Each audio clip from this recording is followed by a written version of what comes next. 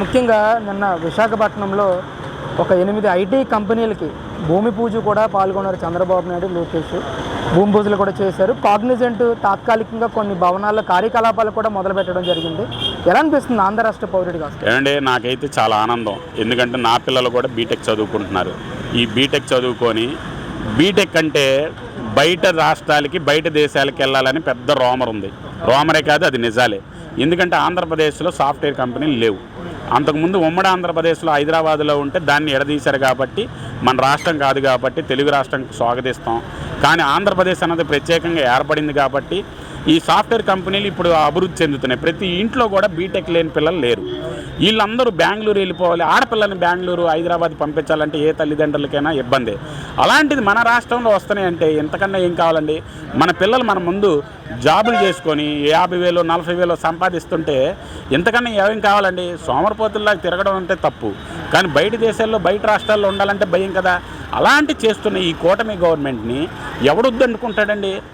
నేను వెళ్ళి అడుక్కోనని అని ఆలోచిస్తానా? పని చేసుకొని బతకాలని ఆలోచిస్తానా?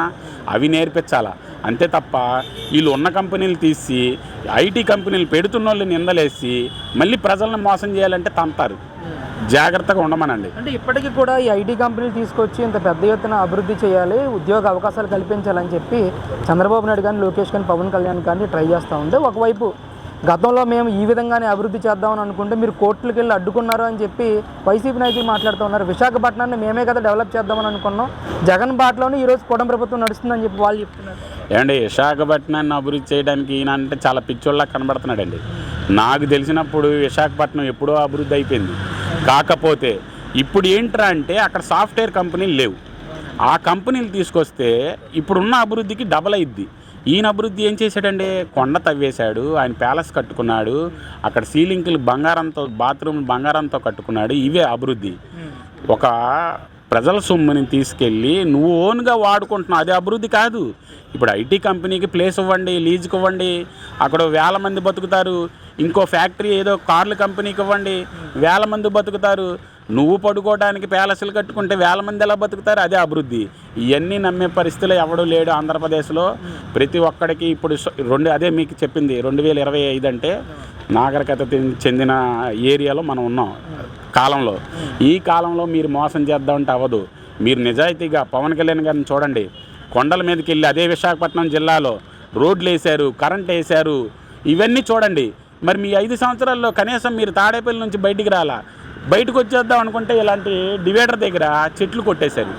ఎందుకంటే మీకు ఏదో థ్రెడ్ ఉందని, మీరు సెక్యూరిటీ కావాలని. ఇలాంటి పనులు కాదు ప్రజలకు కావాల్సింది. కొండల మీద కరెంటు కావాలా, నీళ్లు కావాలా, రోడ్లు వేయాలా, బస్సులు రాని చోట్ల బస్సులు వేయాలా, ఇలాంటివి చేయండి. ఇప్పుడు ఐటీ రంగం వైజాగ్లో మరి మీరెందుకు పెట్టలా? కోర్టులో వేశారు. మీకు లీగల్గా ఉంటే ఎవడాపుతాడు? లాండ్ ఆర్డర్ భారతదేశంలో నెంబర్ 1 స్థానం. లాండ్ ఆర్డర్ని మిమ్మల్ని ఎవరు కాదంటారు లీగల్గా ఉంటే? మీ పేరు మీద కంపెనీలు పెట్టి మీ కూతుర్లకి తెచ్చుకుందామంటే అవన్నీ తప్పు. ప్రజల కోసం కంపెనీలు పెట్టి ప్రజాస్వామ్యంలో 10 మంది బతికేలా చేస్తే దాని ఏ లాండ్ ఆర్డర్ కూడా ఆపదు. కేసులు పెట్టారంటే వేరే కేసులు, మీ పర్సనల్ కేసులు పెట్టారు, దాన్ని నువ్వు వాడేస్తానంటే ఎలాగా? అవన్నీ తప్పుడు మాటలు. మీరు లీగల్గా తీసుకెళ్ళండి. ఇండియన్ లా అన్నది ఎప్పుడు సహకరిస్తుంది. మీరు ఏదో ఘోరమైన పనులు చేస్తే దానికి ఎవరు సహకరించరు. పవన్ కళ్యాణ్ గారి మీద కూడా పెద్ద ఎత్తున అంబటి రాంబాబు విమర్శలు చేస్తూ ఉన్నారు. రాష్ట్రంలో ఇమ్మెచ్యూర్డ్ పొలిటీషియన్ ఎవరన్నా ఉన్నారని అంటే అది కేవలం పవన్ కళ్యాణ్ మాత్రమే అని చెప్పేసి ఆయన మాట్లాడుతూ ఉన్నారు.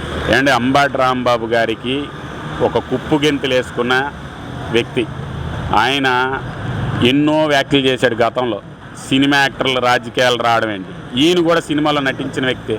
అంటే పిచ్చోడు అంటే రాయిసిరుతాడు కదా, అలాంటి వ్యక్తి అంబటి రాంబాబు.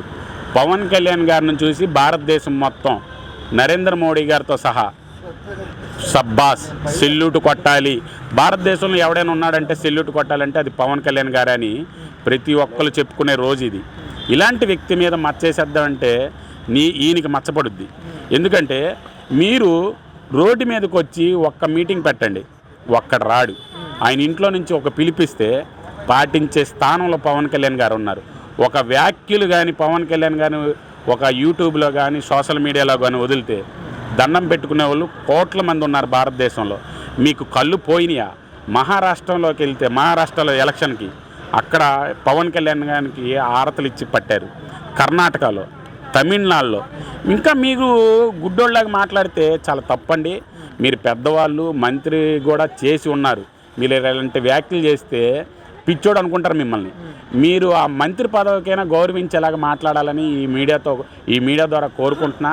ఎందుకంటే పిచ్చి పిచ్చి వేషాలు వేసే రోజులు వెళ్ళిపోయినాయి.